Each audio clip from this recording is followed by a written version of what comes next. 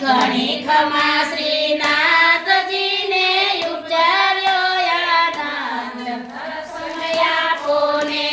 શેરીએ જાવ ત્યાં સામા મળ્યા નિરખ્યા વ્રજના નાથ દર્શન આપોને. એ શેરીએ જાતા સામા મળ્યા નિરખ્યા વ્રજના નાથ દર્શન આપોને.